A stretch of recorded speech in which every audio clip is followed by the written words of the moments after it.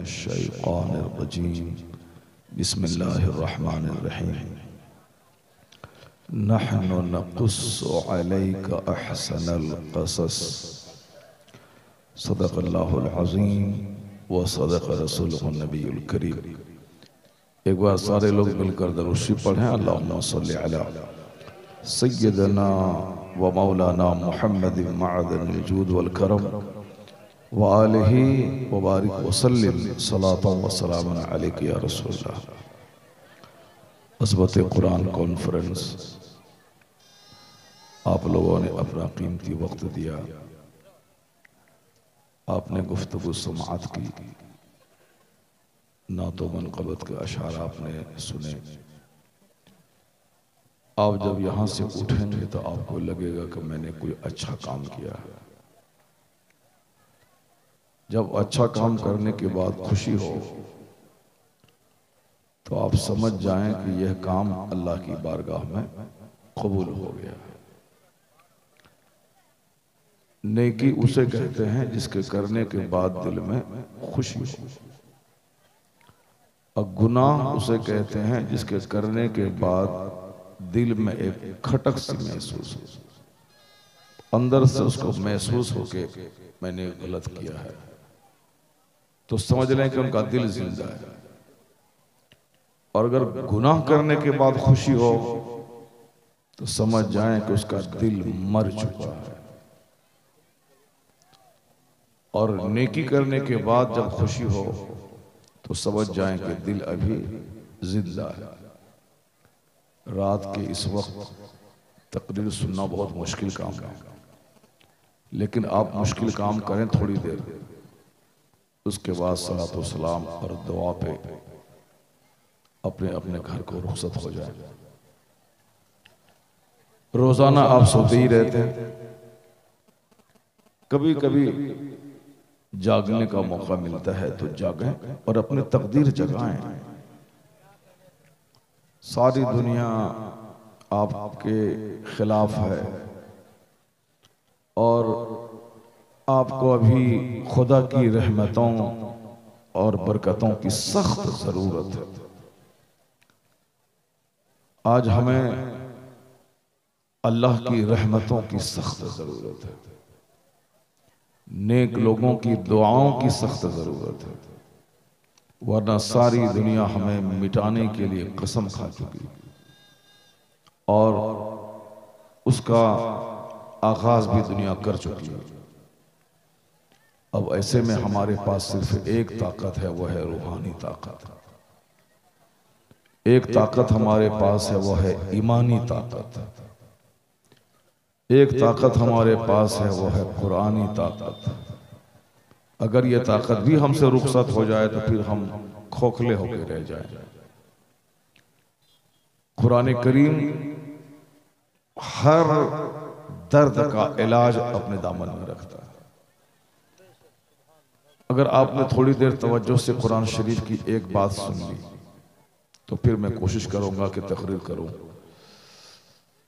और अगर आपने कुरान शरीफ की इस बात को अनसुनी कर दी, गौर से आपने नहीं सुना, तो मैं समझूंगा कि आप तकरीर सुनने के मूड में नहीं है।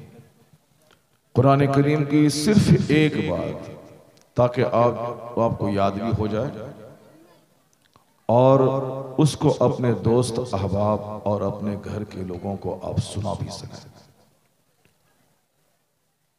अगर आपने अपने घरों में दीनी माहौल पैदा किया तो फिर आपके बच्चे डीएम बनने के बाद या मास्टर, दारोगा, साइंटिस्ट बनने के बाद आपके बच्चे आपके हाथ से नहीं निकलेंगे, बल्कि वो चाहे बुलंदी की जिस हदों पे पहुंच जाए, वो जमीन से जुड़ा हुआ आपके पांव से लिपटा हुआ रहेगा।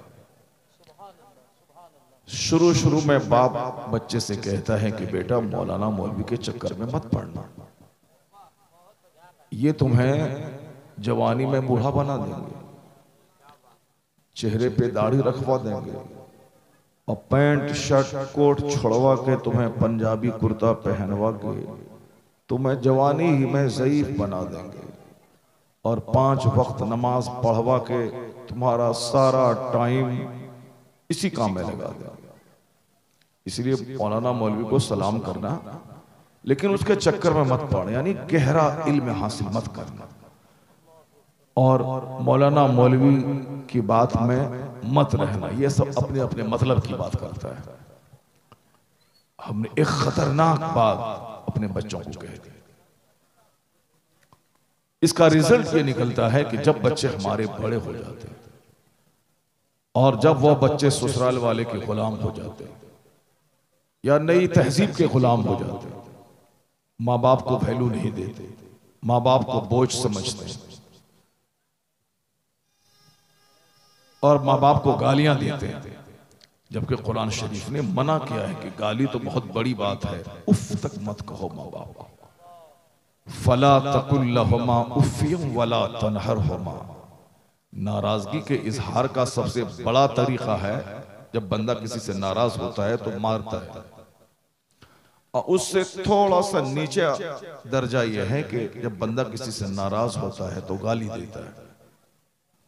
उससे थोड़ा निचला दर्जा यह है कि जब नाराज होता है तो ये डांट डपट करता है। नाराजगी के इजहार का सबसे अदना दर्जा, मामूली दर्जा यह है कि जो बंदा न डांट सके, न गाली दे सके, न मार सके, तो कम से कम वो अपनी जबान से लफ्ज़ उफ कहता है। मर्जी के खिलाफ अगर काम कोई करे तो बंदा क्या करता है?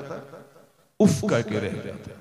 अब सामने वाले को न गाली दे सकते हैं, न मार सकते हैं, न डांट सकते हैं, तो कम से कम इतना बंदा कहता है। जैसे बच्चे ने कोई चीज तोड़ दी या किसी ने कोई गलत काम कर दिया आपके मजाज के खिलाफ, तो आप कुछ कर नहीं सकते हैं, तो क्या कहते हैं? उफ, ऐसा क्यों हो गया? ये लफ्ज़े उफ तकलीफ के इजहार का सबसे अदना तरीका, और कुरान शरीफ में उसी लफ्ज़े उफ के कहने पे बंदिश लगा दी कि तुम्हारे माँ बाप अगर कमजोर हो जाएं, ज़ईफ़ी को पहुंच जाएं, तो उफ तक मत कहना, चाहे वो जमीन दे न दे, चाहे वो अपना घर में रखे या किराए का घर मैं तुझको पाले, कुछ भी करे, चाहे बाप शराब पिए, चाहे बाप नमाज ना पढ़े, कुछ भी करे, तुम माँ बाप को उफ तक मत कहना। मारने की बात तो सोच ही नहीं सकता बंदा, तो अदना दर्जा जो लफ्ज़े उफ जबान से निकलता है, इसको भी मत कहना। कुरान शरीफ में एलास का लफ्ज़ नहीं आया, कुरान शरीफ में हुर्रा का लफ्ज़ नहीं आया। हुर्रा जब खुशी के मौके पर जब आदमी फुटबॉल वगैरह जीतता है तो हुर्रा बोलता है। नाराजगी के इजहार के और भी बहुत सारे जुमले जबान से निकलते हैं। एह आह ओह कहते हैं आदमी, आह ओह उफ सबसे अदना दर्जा। कुरान शरीफ में लफ्ज़ उफ का इस्तेमाल हुआ है, जबकि अरबी जबान सबसे मेयारी अरबी जबान कुरान करीम में। हर लैंग्वेज के 2 पार्ट हो गए, मॉडर्न और एंशिएंट, एक प्राचीन और एक आधुनिक, यानी एक कदीम जबान, एक जदीद जबान। अंग्रेजी में भी 2 कैटेगरीज है, एक ओल्ड एक मॉडर्न। हिस्ट्री में भी एक ओल्ड हिस्ट्री, एक एंशिएंट हिस्ट्री। हिंदी में भी एक जदीद हिंदी, आधुनिक हिंदी और एक प्राचीन हिंदी। हर जबान, पहले उर्दू जबान में कैसे कैसे जुमले होते थे, आप मीर गालिब वगैरह का अशार पढ़ लें, और अभी जब उर्दू बहुत तरक्की कर चुकी है तो आज की जदीद उर्दू आप पढ़ लें, दोनों में फर्क है। अरबी जबान भी 2 खानों में बटी है, एक कदीम अरबी जो पुराने जमाने में बोली जाती थी, और एक जदीद अरबी, जिस जदीद अरबी में बहुत सारे वर्ड्स अंग्रेजी के शामिल हो गए हैं। जदीद अरबी और कदीम अरबी। जदीद उर्दू खूबसूरत उर्दू है, कदीम उर्दू उसमें बहुत सारी मिक्सिंग चीजें हैं।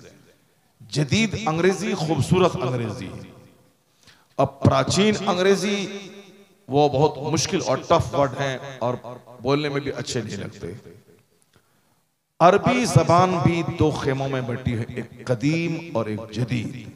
लेकिन आपको ताज्जुब होगा कि कुरान शरीफ जो 1400 साल पहले इस दुनिया में नाजिल हुआ है, उस कुरान करीम की जबान को जब बंदा पढ़ता है, इस्तेमाल करता है, तो ऐसा लगता है कि कुरान आज के तनाजुर में आज नाजिल हुआ है। यानी ब्यूटी, हुस्न और खूबसूरती की आखिरी हदों पे कुरान के अल्फाज मौजूद। तो आज से 5000 साल के बाद भी अगर और डेवलप कर जाए अरबी जबान, तो भी अरबी जबान के माहिरीन का यह कहना है कि कुरान के हुस्न का जलवा अपनी जगह बरकरार है। अरब के लोगों की जबान तो अरबी है, वहां बच्चा पैदा होने के बाद अरबी बोलता है, तो लेकिन आम तौर पे जो घर में जबान बोलते हैं वो, और जब वह लोग नमाज में कुरान पढ़ते हैं तो दोनों में जमीन आसमान का फर्क हो जाता है। क्योंकि कुरान अल्लाह का कलाम, अल्लाह का कलाम जाहिरी हुस्न के एतबार से भी लाजवाब है और बातिनी कमालात के एतबार से भी लाजवाब है। आप पढ़ें तो हर लफ्ज के, हर हर्फ के बदले में 10 नहीं। आप कुरान सुने तो दिल जिंदा हो जाए। आया है हदीस पाक में कि इन्नल कुलूब तस्दा, बेशक दिलों को भी जंग लग जाता है। जैसे लोहे में पानी पहुंचता है तो लोहा जंग आलूद हो जाता है, उसी तरह दिल भी जंग आलूद हो जाता है। तो सहाबा ने पूछा, सरकार तो दिल जब जंग लग जाए तो उसका इलाज क्या है? जैसे लोहे में पानी पड़ता है तो लोहे में जंग लग जाता है, उसका इलाज है उस लोहे को आग की भट्टी में डाल दिया जाए, फिर लोहा साफ सुथरा हो जाता है। ये दिल में जंग लगता है, जब जलसे में दिल नहीं लगे तो समझ लें कि जंग लग गया। जब मस्जिद में मन नहीं लगे तो समझ जाएं कि जंग लग गया।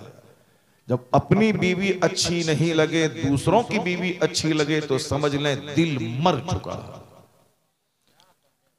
अपनी माँ और अपने बाप से बात करने में झुंझलाहट महसूस हो और दूसरे दोस्तों से बात करने में मजा मिले तो समझ जाएं दिल मर चुका। और जब काजू, किशमिश, बादाम, सेब, अखरोट, पिस्ता खाने में मन नहीं लगे और गुटखा खाने का मन करे, समझ जाएं कि उसका दिल मर चुका है। गुटखा खाने से ना प्यास बुझती है, गुटखा खाने से ना भूख मिटती है, और गुटखा खाने से ना एनर्जी, ताकत मिलती है। अगर ऐसा हो तो बता दे, कोई डॉक्टर साहब बता दे, गुटखा खाने से भूख मिटती है, गुटखा खाने से प्यास बुझती है? ना उसमें प्यास बुझती है, ना उससे भूख मिटती है, ना ही उससे किसी बीमारी का इलाज होता है, सिवाय नुकसान के कोई पहलू नहीं है। गुटखा खाने से आंख की बीनाई कमजोर होती है, गुटखा खाने से जबान की सफाई खत्म होती है, आदमी हकलाने और गोंगापन के करीब पहुंच जाता है। बहुत सारे बच्चे की जबान बंद हो गई जो रोजाना 100 पुड़िया खाते थे, और गुटखा खाने से किडनी फेल होती है। बहुत सारे बच्चे इस मरीज में मुब्तला हो गए और मर गए। इतना सब कुछ जानने के बावजूद भी लोगों को लगे कि यही खाना चाहिए, तो समझ लें उसका दिल मर चुका है। जब दूध और पानी पीने में मजा नहीं मिले, ताड़ी और शराब पीने में मजा आए, समझ लें कि दिल मर चुका। इस रुए जमीन पे सबसे बेहतरीन जगह है मस्जिद। हुजूर ने फरमाया कि इन अहब्बल बिलाद मसाजिदुहा, तमाम जगहों में सबसे ज्यादा पसंदीदा जगह है मस्जिद अल्लाह के नजदीक, और सबसे बुरी जगह है बाजार। क्योंकि बाजार में झूठ बोला जाता है, बाजार में माल का ऐब छुपा के बेचा जाता है, बाजार में दूसरों को ठगा जाता है। तो ठगने की जगह, झूठ की जगह सबसे बुरी जगह। मगर चूंकि जरूरत है, सौदा सलब खरीदना है, इसलिए अच्छा आदमी वो है जो सबसे लेट से बाजार जाए और सबसे पहले बाजार से निकल जाए, और सबसे बुरा आदमी वो है जो सबसे पहले बाजार जाए और सबसे लास्ट में बाजार से आए। यह काम गांव समाज का जो फटीचर क्लास का हीरो होता है, जिसका कोई काम नहीं है, जो डीएम नहीं है, एसपी नहीं है, दारोगा नहीं है, मास्टर नहीं है, साइंटिस्ट नहीं है, वैज्ञानिक नहीं है, जो एमडी नहीं है, जो एमबीबीएस नहीं है, वो फटीचर क्लास का आदमी है, किसी काबिल नहीं है, वही सज धज के पैंट शर्ट अंडर सेटिंग करके बाजार सबसे पहले जाता है। वह घूमता रहता है, सबका मुंह देखता है, किसकी बेटी आ रही है, किसकी बेटी जा रही है, कोई दोस्त मिले के चाय पिला दे, कोई दोस्त मिले के पान खिला दे, बस वह घूमता रहता है, सूंघता रहता है बाजार। सारे लोग चले जाते हैं, तब आखिर में वो आता है बाजार से। सबसे बुरी जगह बाजार है, बुरा शख्स है जो पहले जाए बाद में आए, और सबसे बेहतरीन जगह मस्जिद है, जो सबसे पहले जाए और सबसे लास्ट में निकले। सुभान अल्लाह, सुभान सुभान। सबसे अच्छी जगह मस्जिद है, जो सबसे पहले वहां जाए और सबसे आखिर में वहां से निकले। आप गवाह रहें कि यह शख्स जन्नती है। जिसका दिल मस्जिद से लगा हुआ रहे, उसके जन्नती होने की गवाही दे। और कुरान शरीफ हदीस में भी आया है कि कयामत के दिन 7 टाइप के लोग होंगे जो अल्लाह के अर्श के साए में होंगे। सुभान अल्लाह। 7 टाइप के लोग। ए लड़का, ए बाबू, बताइए, सुनी नहीं, उस सब कुछ सुन रहा है, मगर चूंकि वो ध्यान नहीं दे रहा हो। हाँ, जाहिर सी बात है, फटीचर क्लास का जो आदमी होगा उसका हाल यही होगा। वो जलसे में क्यों बैठेगा? वो साहब झूठ की महफिल में जाएगा। जलसे में बैठने वाला तो ये बंदा हमारा सामने है, एक एक जुमले को बिल्कुल मुसर्रत भरे लहजे में सुन रहा है। सुभान अल्लाह।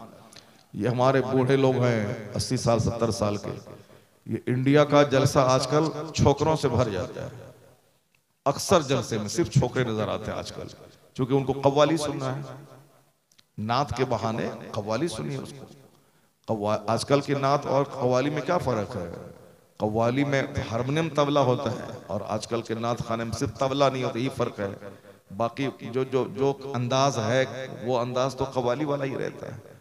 अच्छे अंदाज में नात तो पहले लोग पढ़ते थे, अजमल पढ़ते थे, बेकल पढ़ते थे, साहब मनासिर हुसैन बदायूनी पढ़ते थे। पढ़ो तो सुनो तो आंख से आंसू के कतरे निकल जाते। और आजकल वो गाने का जो मजा है, वही मजा छोकरा सब नात में ढूंढने के लिए आ जाता है जलसे में। और जब वो नात खत्म होती है, तकरीर शुरू हुई, सब भाग जाता है। इसीलिए हम कहते हैं कि ये जलसे में नहीं आया, वो सिर्फ अंदर में जो गाना सुनने की ख्वाहिश है, उसी की तकमील के लिए वो लोग आया है। अक्सर जलसे में, आज के जलसे में देख रहा हूँ, सामने हमारे बूढ़े बैठे हुए हैं, उधर भी हमारे सामने बूढ़े बैठे हुए हैं, दाढ़ी है, सर पे टोपी है, उधर भी है। ये बहुत कम देखने को मिलता है। बूढ़ों की इज्जत करें, बूढ़े की वजह से आसमान से बारिश होती है, बूढ़ों की वजह से अल्लाह रोजी देता है। बेटा ये ना बोले कि मैं इस बुढ़ा को पाल रहा हूं, बदतमीज, तुम उस बुढ़े की वजह से पाले जाते हो। हदीस में आया है कि आसमान से अल्लाह पानी नहीं बरसाएगा अगर ये बेज़बान जानवर जैसे बकरी, बिल्ली, गाय, भैंस, ये बेज़बान जानवर जो बोल नहीं सकता, इनकी रोजी का ख्याल ना हो, तो अल्लाह तबारक व तआला आसमान से पानी बरसाना बंद कर दे। यानी इन्हीं जानवरों के लिए पानी गिरता है ताकि जमीन से घास निकले, और उसी के सदके में गेहूं भी पैदा हो जाता है और इंसान खा के जिंदा रहता है। तो इसका मतलब ये निकला कि हम जानवरों के सदके में पाले जा रहे हैं, माँ बाप के सदके में हम पाले जा रहे हैं। वरना जो एक छोकरा शादी नहीं किया है, एक एक टाका के लिए भीख मांगता है, और जब वही शादी के बाद 5 बच्चे का बाप होता है तो 10-10 हजार रुपए मस्जिद में खैरात करता है। पहले एक था तो रुपया माँ से भीख मांगता था, लेकिन अब जब शादी हो गई, बीवी हो गई, 4 बच्चे हो गए, तो अब ये बाप को भी 1000 रुपए दे रहा है, माँ को भी 2000 दे रहा है, बहन के पास जाता है वहां भी 2000 रुपए की मिठाई लेके जा रहा है, ससुरा सास के हाथ में भी रुपया दे रहा है, ससुर गरीब कमजोर है उसको 500 रुपए दे रहा। अकेली जान पहले भारी थी, अब शादी हो गई तो रोजी बढ़ गई उसकी। इसलिए अगर कोई ये कहता हो कि अब कम हम दो हमारे दो, हम दो हमारे एक, कम रहेंगे तो सुखी रहेंगे, नहीं, बल्कि बरकत अल्लाह जिसको दे दे वही सुखी रहता है। सबसे बड़ी चीज बरकत की है। ये हमारे उलमा कराम लोग हैं, अब इनका चेहरा देखो, यह लोग ऐसी सदरी पहन लेते हैं कि एक अरबपति नहीं पहन पाता। यह लोग ऐसी पगड़ी पहनते हैं कि खरबपति नहीं पहन पाता। हमारे देखे अलाउद्दीन साहब के पास सदरी जैसी है। आपने कभी देखा किसी डीएम के बदन वैसी सदरी हो? नहीं मिलेगी। और जिस दिन जुमा के दिन हमारे ये हाफिज कुरान लोग मेंबर पे खड़े होकर हाथ में लाठी लेके तकरीर करते हैं तो ऐसा लगता है कि एक बादशाह है जो रियाया को ललकार रहा है। अगर विश्वास नहीं हो तो आपका बेटा अमेरिका में पढ़ता है, बैरिस्टर बन के आया है। अब सारे लोग बने बैरिस्टर बन के आया है, अमेरिका से पढ़ गया, इसको मेंबर पे चढ़ा दो, यही नमाज पढ़ाएगा सबको। नहीं होगा ऐसा। चाहे बैरिस्टर, चाहे लॉयर, चाहे साइंटिस्ट, चाहे वैज्ञानिक, चाहे प्रोफेसर, चाहे टीचर, कुछ भी हो जाए, मेंबर पे वही चढ़ेगा जो बच्चा आलिम और हाफिज बना है। सुभान अल्लाह, सुभान अल्लाह। अब चाहे वो मजदूर का बच्चा क्यों ना हो, अगर आलिम दीन है तो वही सरदार बन के स्टेज पे चढ़ा हुआ। अब उनका चेहरा देखें कितना खूबसूरत लगता है। आमदनी कितनी है? 10,000 रुपये महीना। खर्चा उसका कितना है? बंबई में जुमा के दिन जुमा पढ़ने के बाद इमाम साहब को 10-20 हज़ार रुपये हो जाते हैं। चूंकि नमाज खत्म होने के बाद जब मुसाफा करते हैं लोग तो कोई 100 रुपया दे दिया, कोई 500 रुपये दे दिया। हुजूर ये मेरी तरफ से नजराना है, तनख्वाह नहीं, नजराना 500, 50, 100 जिस जो जैसा है। तो उस जुमा के दिन उनको 5,000 रुपये हो जाते हैं।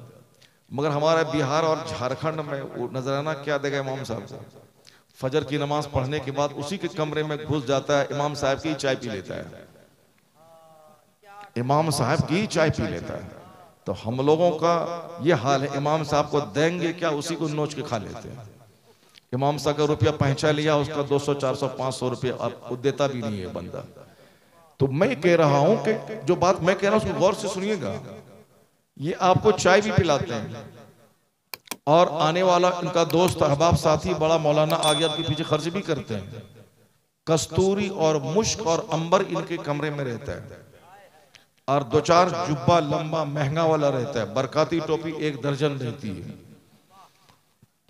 1000 बीघा जमीन के जोतने वाले के पास जाइए, जुमा के दिन जब वो मस्जिद में आता है तो लुंगी फटी हुई है, कुर्ता घुमछा हुआ है, उसमें आयरन नहीं है, सर पे टोपी ठीक से नहीं है, अतर नहीं लगा पाता है।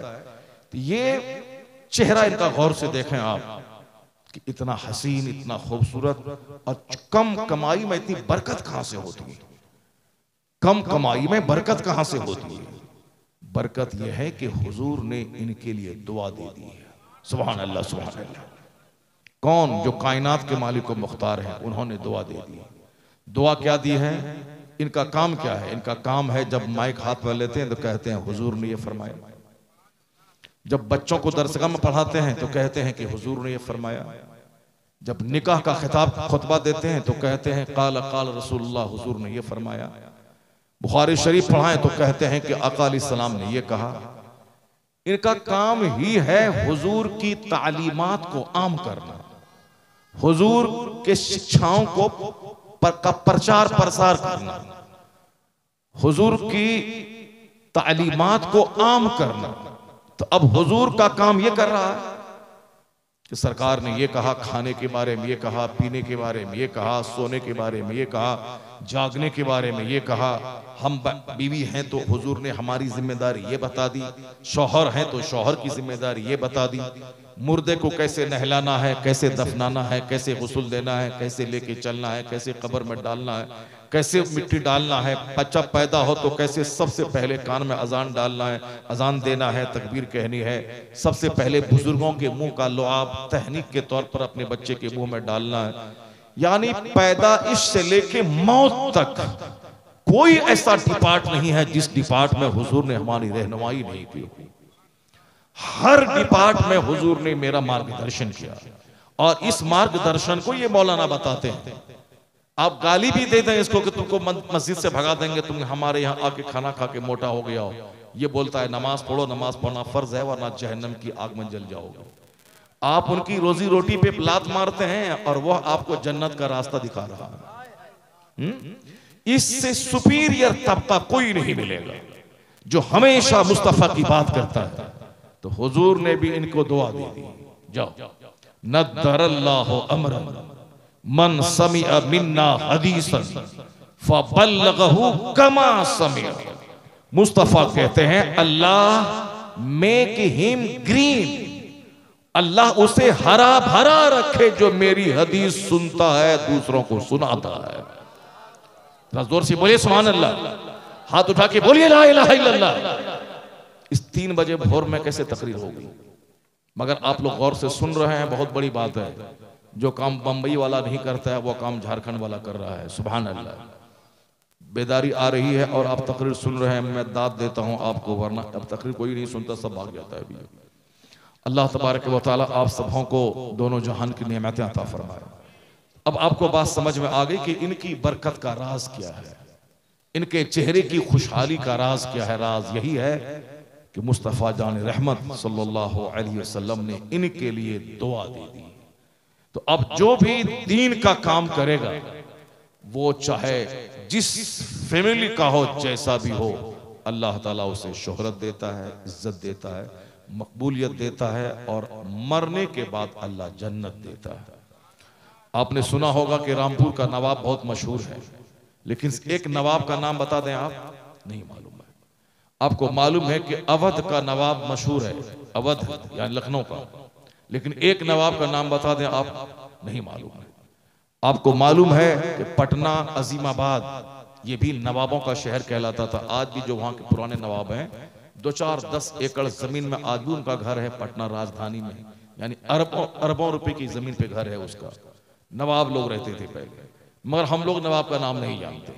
मगर उसी बरेली, रामपुर का नवाब, लखनऊ का नवाब, उसी के बगल में बीच में बरेली है। बरेली में एक औसत दर्जे के घराने में एक शख्स पैदा हुआ जिसे सारी दुनिया मौलाना अहमद रजा खां के नाम से जानती है। उसको लोग प्यार से आला हजरत कहते हैं, शेखुल इस्लाम वल मुस्लिमीन कहते हैं। वो नवाब नहीं थे और किंग नहीं थे, बल्कि औसत दर्जे के घराने में आप पैदा हुए थे। आपके अवाओ अजदाद कबीले बरहेज के पठान थे, अफगानिस्तान के। वह लोग वहां से चल के लाहौर आए, लाहौर में बहादुरी का कारनामा अंजाम दिया। वहां का शीश महल उनके खानदान वालों की यादगार है। फिर वहां से बादशाह दिल्ली के कहने पर वह लोग रोहिलखंड आ गए। रोहिलखंड में एक मार्के को सर किया। बादशाह दिल्ली ने पूरा इलाका बतौर जागीर उनको दे दिया। फिर वहीं बरेली में बस गए वह लोग। बहादुर थे वह लोग और बहुत बड़े सिपह सालार थे। लेकिन आगे जाने के बाद उस खानदान में सिपह सालारी हट के वहां तकवा, परहेजगारी और जुहद की चादर उस खानदान पे आ गई। फिर क्या हुआ कि आला हजरत के दादा अपने अहद के बड़े आलिम और बड़े वली कामिल, आला हजरत के वालिद मुफ्ती नकी अली खां अपने दौर के सबसे बड़े आलिम, सबसे बड़े वली, उसी खानदान में पैदा हुए मौलाना शाह अहमद रजा खां रहमतुल्लाह अलैह। उन्होंने 67 साल की जिंदगी गुजारी। जो जमीन बाप से मिली थी उसमें 1-2 बीघे का इजाफा नहीं किया। उसी जमीन की आमदनी से खुद खाना है, किताब छपवानी है, मस्जिद बनाना है, मदरसे की तामीर करनी है, मुनाजरा करवाना है, उलमा को भेजना है, मदीने के दोस्त को उसी आमदनी भेजनी है, समाज के गरीबों, मिस्किनों, बेवाओं, माजूरों की खिदमत करनी है। सब काम उसी से करना है। अपना दिन भर में एक टाइम थोड़ा सा खाना खा लेना है, 2 घंटा सोना है, बाकी पूरे 22 घंटे दिन की खिदमत में लगा देना। आज 100 साल हो गए उनके गए हुए, लेकिन हर मस्जिदों में सलाम आला हजरत का पढ़ा जा रहा है। हर मदरसे में क्लास स्टार्टिंग होने से पहले सलाम आला हजरत का पढ़ा जा रहा है। अमेरिका जैसे मुल्क की मस्जिद में फजर के टाइम में मुस्तफ़ा जान रहमत पे लाखों सलाम पढ़ा जा रहा है। Malaysia, Singapore, Toronto, Norway, Canada, Holland, France, Germany, Malaysia, Singapore, जहां भी हिंदुस्तान, पाकिस्तान, बांग्लादेश से रिलेटेड सुन्नी मुसलमान हैं, उर्दू जबान जानने वाले, हर जगहों पे करोड़ों दरूद, लाखों सलाम आला हजरत का लिखा हुआ पढ़ा जा रहा है। फतवा रजिया का मुताला हो रहा है। और जैसे जैसे वक्त गुजर रहा है तू आला हजरत के मानने वाले की तादाद बढ़ती चली जा रही है। ये इनाम कौन सा है? नवाब मर गए, उसकी कब्र पे जानवर चल रहा है, चाहे अवध का नवाब हो या रामपुर का नवाब, उनकी कब्र के नामो निशान मिट गए। अगर कहीं है भी कब्र में तो जानवर बैठता है, मगर आला हजरत के फिसाल के 100 साल हो गए, रात दिन उस कब्र पे गुलाब चढ़ता है, ताजा गुलाब चढ़ता है, और रात दिन उलमा फज़ला आम मुसलमानों की हाजिरी होती रहती है। उनके लिए इसाले सवाब का एहतमाम होता है, उनके वसीले से दुआएं की जा रही है। और फिर जैसे जैसे वक्त बढ़ रहा है, उनकी किताबों को पढ़ने के बाद लोगों का अकीदा मजबूत हो रहा है, वैसे वैसे आला हजरत के शनासाओं की, उनके मानने वालों की तादाद में इजाफा हो रहा है। ऐसा लग रहा है पूरी दुनिया में एक गूंज सुनाई देती है, वादी रजा की कोहे हिमाला रजा का है, जिस्म तो देखिए वो इलाका रजा का है। अब क्यों है ऐसा? रजा ने अपना पूरा टाइम अल्लाह के दीन की खिदमत में लगा दिया। A man who dedicates his life for the sake of Allah, Allah gives him name, Allah gives him fame, Allah gives him popularity। ये कानून है, जो अपनी जिंदगी अल्लाह के दीन के लिए वक्फ कर देता है, अल्लाह उसे शोहरत देता है, मकबूलियत देता है, और इज्जत के आसमान पे उसे पहुंचा देता है। इन तनसुरुल्लाह यंसुरकुम, if you will help the religion of Allah, Allah will help you. अगर तुम अल्लाह के दीन की मदद करोगे तो अल्लाह तुम्हारी मदद करेगा।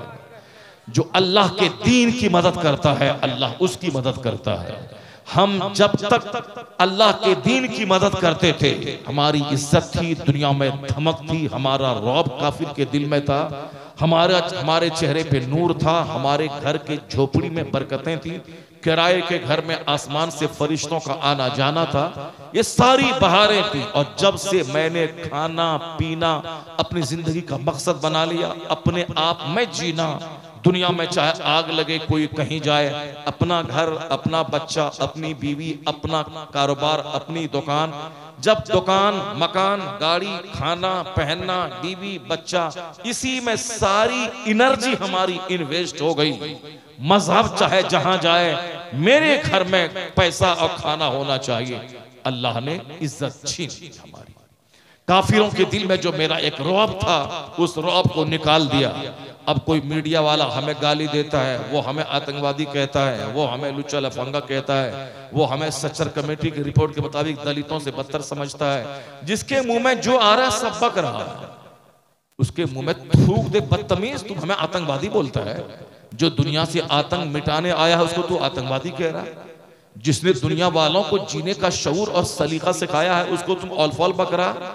जो मुस्तफ़ा जाने रहमत सारी कायनात के रहमत बन के आया है, और उनको एक लुच्चा लफंगा सारी जिंदगी नापाक रहने वाला, पाखाना लपेटने वाला, वो पैगंबर आजम के खिलाफ बोल रहा है। हमारा चैलेंज है कि सारी जिंदगी वो पाक नहीं होगा, चूंकि छोटे से लोटिया का पानी वो लपेट करके पाखाना को और लपेट लेता है, उसके बदन से बदबू आती है। जो जिंदगी भर अपने बदन को पाक नहीं कर सका, वो पाक मुस्तफ़ा के खिलाफ नापाक जबान खोल रहा है। वो ये एक जो रौब काफिर के दिल में था, अल्लाह ने उसको निकाल दिया। चूंकि ये रौब इसलिए था कि सारी दुनिया खाने पीने के लिए पैदा हुई, और हम लोग नमाज रोजे हज ज़कात के लिए पैदा हो गए, अल्लाह की इबादत के लिए पैदा हो गए। दुनिया में आग लगे किसी को कोई परवाह नहीं, मुसलमान दूसरों की खिदमत के लिए पैदा हुआ है। नेकी का हुक्म देना, बुराई से रोकना, यही तो काम है। जुमा के दिन तकरीर, अच्छा काम करो, बुराई से रुक जाओ। ईदैन का खुतबा, अच्छा काम करो, बुराई से रुक जाओ। निकाह में तकरीर, अच्छा काम करो, बुराई से रुक जाओ। जलसा जुलूस में 5 घंटे की तकरीर, अच्छा काम करो, बुराई से बच जाओ। ताड़ी मत पियो, शराब मत पियो, ज़िना मत करो, झूठ मत बोलो, माँ बाप को मत सताओ, अपनी बीवी को तलाक मत दो, अपने घर में ठीक से रहो, पड़ोसी का हक बजा लाओ। यही सारी बातें होती हैं जलसे में, जुलूस में, जुमा में, ईद में, बकरीद में, निजी महफिलों में, महफिल मिलाद में। जो अच्छा काम करने के लिए पैदा हुआ है और अच्छाई का आदेश देने के लिए पैदा हुआ है, आज इसको ये नापाक ललकार रहा है, हमें आतंकवादी कह रहा है। कसूर उसका नहीं है, कसूर हमारा है कि जब तक हम अपनी जिम्मेदारी निभा रहे थे उस वक्त तक अल्लाह तबारक व तआला हमारी एक हैबत दुश्मनों के दिल में डाल दी थी और हमारी मदद अल्लाह फरिश्तों से करता था। लेकिन जब से मैंने खाने पीने को काफिरों की तरह अपना जिंदगी का सबसे बड़ा मकसद बना लिया, अल्लाह दाना पानी नौकरी पैसा कौड़ी मकान गाड़ी छगड़ा Bullet car Alto Dzire Swift Crysta सब दे दिया और जो इज्जत थी वो इज्जत छीन लिया।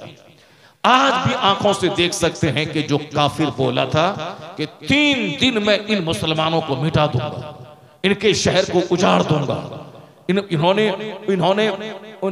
साहब मक्खी के छत्ते में हाथ डाला, इसको जला के राख कर दूंगा। 2 महीने होने वाले हैं, नाक में दम कर दी निहत थे इन मुसलमानों ने। और पूरी दुनिया की जो महाशक्ति अमेरिका ही है जो नौजवानों के साथ जंग कर रहा है। इसराइल नाम का कोई मुल्क दुनिया में नहीं है, वह जो कुछ भी है वह अमेरिका की कॉलोनी है, अमेरिका का बच्चा है, अमेरिका ने इसको पैदा किया है। वह बोला था 3 दिन में मिटा देंगे इन मुसलमानों को। 2 महीने हो गए लेकिन आज वह घुटने टेक दिया। आखिर है क्या उस मुसलमानों के साथ में? जो अल्लाह के दीन की मदद करेगा अल्लाह उसकी मदद करेगा। जो क़िबले अव्वल के लिए मैदान में आएगा, बच्चों को शहीद करवाएगा, अल्लाह उसकी मदद करेगा। तो उसके पास अमेरिका का बम है, इनके पास कुरान हदीस और मुस्तफा की मदद की ताकत मौजूद है। जब दोनों में टकराव हुआ तो अमेरिकी बम ज़ेर हो गया, मुजाहिदीन का कलमा बुलंद हो गया। इन तंसुरुल्लाह यंसुरकुम, अगर तुम अल्लाह के दीन की मदद करोगे तो अल्लाह तुम्हारी मदद करेगा। हमारी सारी इज्जतें इसी में हैं कि हम अल्लाह रब्बुल इज्जत के दीन की खिदमत करें। अल्लाह हमें फतह देगा, इज्जत देगा, हुकूमत देगा, सराहत देगा, सल्तनत देगा और मरने के बाद मुस्तफ़ा की शफाअत से हमें जन्नत देगा। बात हो गई। अब तकरीर शुरू करता हूं, जरा गौर से सुनिए। सुनेंगे ना तकरीर? जरा जोर से बोले सुभान अल्लाह। अब कोई उठेंगे तो नहीं आप लोग यहां से? 4 घंटा नहीं बोलेंगे, सिर्फ 1 घंटा बोलेंगे। गौर से सुनिएगा। कुरान शरीफ की एक बात जरूर सुन के जाइए जो मैं बोलने वाला हूं। अब उस एक बात से पहले जो हदीस मैंने छेड़ दिया उसको सुन लीजिए आप। क्या मौलाना साहब? कुरान शरीफ की जो बात है, सिर्फ एक चैप्टर खोलूंगा कुरान का सिर्फ एक चैप्टर खोलूंगा, उसको आप याद कर लेना है। और घर में जब भी दस्तरखान बिछे और आप लोग सब मिल के खाना खाएं, उस वक्त में ऑल फॉल राजनीति पॉलिटिक्स 2024 में मोदी जी आएगा कौन आएगा वो सब बात नहीं करनी। बात ये करनी है कि हम किस लिए पैदा हुए हैं, मरने के बाद जन्नत मिलेगी कि नहीं मिलेगी, और कौन सा काम करने से जन्नत मिलती है और क्या काम करने से जहन्नम मिलता है। मौलाना साहब तकरीर में क्या कह रहे थे, बस एक हदीस पाक का चर्चा छेड़ देना है। 10 मिनट में खाना भी हो जाएगा। जो छोटा छोटा बच्चा है उसके दिमाग में अल्लाह रसूल की मोहब्बत भी पैदा हो जाएगी। सुभान अल्लाह सुभान अल्लाह। अगर आपने बच्चों के सामने बोला कि धोनी इतना विकेट ले लिया, विराट कोहली इतना विकेट ले लिया, सचिन तेंदुलकर इतना बड़ा बॉलर था, तो आपका बच्चा भी क्रिकेटर हो जाएगा। अगर आपने ये बोला कि पंडित जी हार जाएगा, अखिलेश जीत जाएगा, नीतीश कुमार हार जाएगा, हेमंत सोरेन मर जाएगा और मोदी जी 2-4 दिन के बाद मर जाएंगे, अमित शाह को फालेज मार देगा, और ये सब अगर आपने कहा तो आपका बच्चा भी पक्का पॉलिटिकल माइंडेड हो जाएगा। अगर आपने ये बोला कि फला आदमी 1 करोड़ का घर बना लिया, फला आदमी 2 करोड़ का बंगला बना लिया, फला आदमी 1 करोड़ की कार खरीद ली, तो आपका बच्चा भी पक्का दुनियादार हो जाएगा। अगर आपने ये कहा कि फला तहज्जुद पढ़ता है, फला इशराक पढ़ता है, फला 1000 दरूद पढ़ता है, फला 1000 बार कलमा पढ़ता है, फला मौलाना साहब हर 3 दिन में खत्म कुरान करते हैं, तो आपका बच्चा भी नमाजी और कुरान पाक की तिलावत का आदी हो जाएगा। सुभान अल्लाह सुभान। जरा जोर से बोले सुभान अल्लाह सुभान अल्लाह। जो आदमी कुरान शरीफ पढ़ता है अल्लाह उसको इतनी इज्जत देता है दुनिया में कि सारी कौम पीछे और वो आगे रहता है। अब मरने के बाद कहा जाएगा कुरान पढ़ते जाओ, जन्नत की मंजिलें तय करते जाओ, जहां कुरान खत्म होगा उसी बुलंदी पे जन्नत में उसका महल होगा। सुभान अल्लाह सुभान अल्लाह। कुरान पढ़ें, कुरान पर अमल करें, अपने बच्चों को पढ़ाएं और सिर्फ हाफिज बना के मत छोड़ दें। हाफिज बना के आप सड़क पे चले जाओ तो पंचर बनाओ, मोबाइल बनाओ, ये ठीक करो, वो नहीं नहीं, हाफिज बनाने के बाद इनको MBBS डॉक्टर बनाए, इनको इंजीनियर बनाए। अभी 4 हाफिज कर्नाटक का वो नीट निकाला, 720 में 680 नंबर निकाला और अच्छे कॉलेज में एडमिशन हुआ। अब 2 साल के बाद MBBS डिग्री होल्डर डॉक्टर बन के आएगा वो। इसलिए जो सिर्फ जो स्कूल में जो बच्चा पढ़ता है उसकी कमजोरी ये होती है कि वो सबक रट नहीं पाता। यही वजह है कि 1 लाख बच्चे में 2-4 बच्चे कामयाब होते हैं, बाकी बच्चे सब फेल हो जाते हैं। उनको अच्छी ढंग से अंग्रेजी नहीं आती। MA करने के बाद कायदे से वो अंग्रेजी बोल नहीं पाता। और फिर बहुत कम बच्चे हैं जो डॉक्टर इंजीनियर बनते हैं। अक्सर बच्चे सबक याद नहीं कर पाते, उनका दिमाग कुशादा नहीं होता। वो सिर्फ ABC में 4 ऑप्शन है, उसमें से एक में टिक लगाना है, टिक लगा दिया, चलो यही सही हो जाए, लगा दिया, टिक लगा दिया। ABCD उसमें 4 में से जवाब लिखा हुआ है, उसी में टिक लगा दिया। मगर ये बच्चे जो है शुरू से कुरान रटते रटते इनका दिल भी कुशादा हो जाता है, इनका दिमाग भी खुल जाता है। और कुरान पढ़ने की वो बरकत होती है कि स्कूल का बच्चा जिस चैप्टर को 8 घंटे में नहीं रट पाता है उसको ये आधा घंटा में रट लेता है। अगर यकीन नहीं आए तो मैं भी मदरसे में पढ़ा हूं और मैं भी स्कूल में पढ़ा हूं। मैंने मैट्रिक में 500 लड़कों में फर्स्ट किया है, सुभान अल्लाह। बचपन से मैं अंग्रेजी स्कूल में नहीं पढ़ा हूं, मदरसे का तालिब इल्म हूं, मगर मैंने सिर्फ प्राइवेट सेल्फ स्टडी करके मैट्रिक का एग्जाम दिया है। 500 लड़कों में सबसे टॉप रिजल्ट मेरा रहा, क्योंकि वह लोग पढ़ना ही नहीं जानते, स्कूल के बच्चे पढ़ना नहीं जानते। और हमारे यहाँ तो बचपन से यही सिखाया जाता है कि कुरान शरीफ रटना सिखाया जाता है। और कुरान शरीफ जहां याद किया बाकी सारा चैप्टर याद करना आसान हो जाता है। इंटरमीडिएट में मैंने पूरे कॉलेज नहीं 10 कॉलेज में टॉप रिजल्ट मेरा रहा था। 10 कॉलेज के सारे बच्चों में सबसे टॉप रिजल्ट रहा। ये कुरान शरीफ की बरकत है। और मैंने अंग्रेजी में ऑनर्स किया, 3 इयर्स डिग्री वाला कोर्स हमारे बैच से ही स्टार्ट हुआ इंडिया बिहार में। तो उसमें मैंने अंग्रेजी इंग्लिश में ऑनर्स मैंने किया अंग्रेजी में, जबकि अक्सर मदरसे के पढ़े लिखे अगर MA कर भी लेते हैं, अरबी और उर्दू में करते हैं, अंग्रेजी में लाखों में कोई एक करता है। मगर मैंने अंग्रेजी में MA किया, अंग्रेजी में ऑनर्स किया। और ऐसे वैसे नहीं कि 3rd डिवीजन 2nd डिवीजन कर लिया, नहीं, बल्कि पूरे क्लास में अंग्रेजी ऑनर्स में सबसे टॉप रिजल्ट मेरा रहा। और जिस BK झा जो हमारा टीचर था वो हमको पढ़ाता था, अंग्रेजी का ट्यूशन में पढ़ता था उससे, तो वो आज लिखा देता था 4 चैप्टर। दूसरे दिन जब पूरा उसको सुनाते थे वो कहता था मेरी जिंदगी का अजूबा लड़का ये, अजूबा लड़का। और जब एग्जाम देने जाते थे वहां 10 क्वेश्चन था और उस 10 में से 5 का जवाब देना है, लेकिन वह 10 सवालात मेरी याददाश्त से टकराते थे। मैं परेशान हो जाता था कि मैं किसको लिखूं किसको नहीं लिखूं। ये सिर्फ कमाल है मदरसे की टूटी चटाई का और कुरान शरीफ की तिलावत का और दीन सीखने का।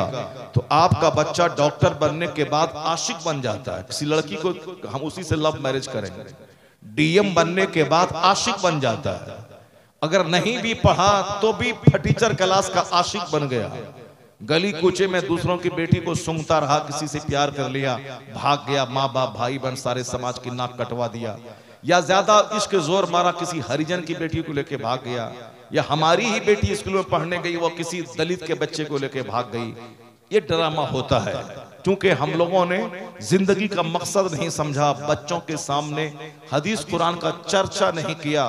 तो जो मोबाइल में वो देखता है वही काम वो करता है। हरिजन का बच्चा DM बन गया, 18 घंटे पढ़ रहा।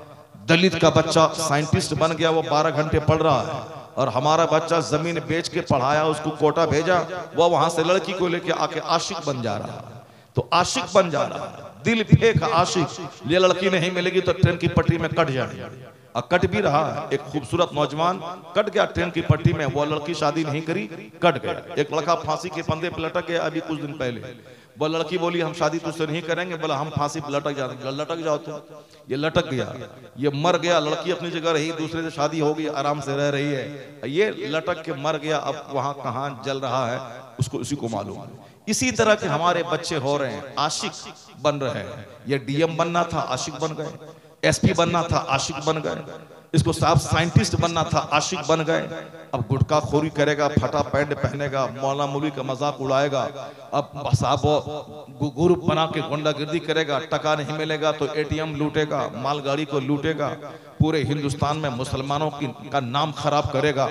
आशिक आप दस्तरखान पे अपने बच्चों के सामने हदीस पढ़े, कुरान सुनाए। मौलाना साहब ये कह रहे थे तो बच्चा आपका दिल फेंक आशिक नहीं बनेगा। बेटी आपकी किसी डोम के साथ नहीं भागेगी। अगर रोजाना आपने कुरान हदीस खाते वक्त 5 मिनट का टाइम निकाल के मुस्तफा की सीरत बयान की, कुरान पाक की आयतों की तिलावत की, तो फिर ये इन गली कूचे के कीड़ों से इश्क नहीं करेगी, गली कूचे के कीड़े मकोड़े से इश्क नहीं करेगा। इश्क का मफहूम ये आला हजरत से सीखेगा कि दिल है वो दिल जो तेरी याद से मामूर रहा, सर है वो सर जो तेरे कदमों पे कुर्बान गया। ये किसी चमार से इश्क नहीं करेगा, या किसी कीड़े से इश्क नहीं करेगा, या किसी दूसरों की इज्जत नहीं खराब करेगा, या खानदान की नाक नहीं कटवाएगा। अगर अच्छा चर्चा आपने किया, ये मदीने वाले मुस्तफा का आशिक बनेगा।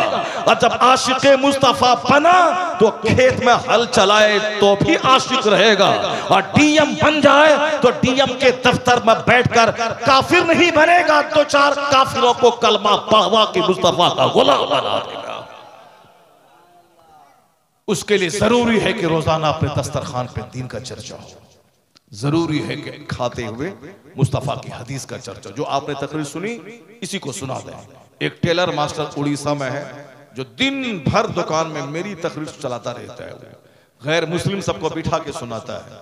देखो हमारा मौलाना साहब कुरान और साइंस पे क्या क्या तकरीर कर रहा है वह सब, और उनको तकरीर सुनते सुनते तकरीर इतनी याद हो गई मेरी सारी कि मुझको फोन करके मेरी ही तकरीर वो मुझको सुनाता है, वो मुझको सुनाता है।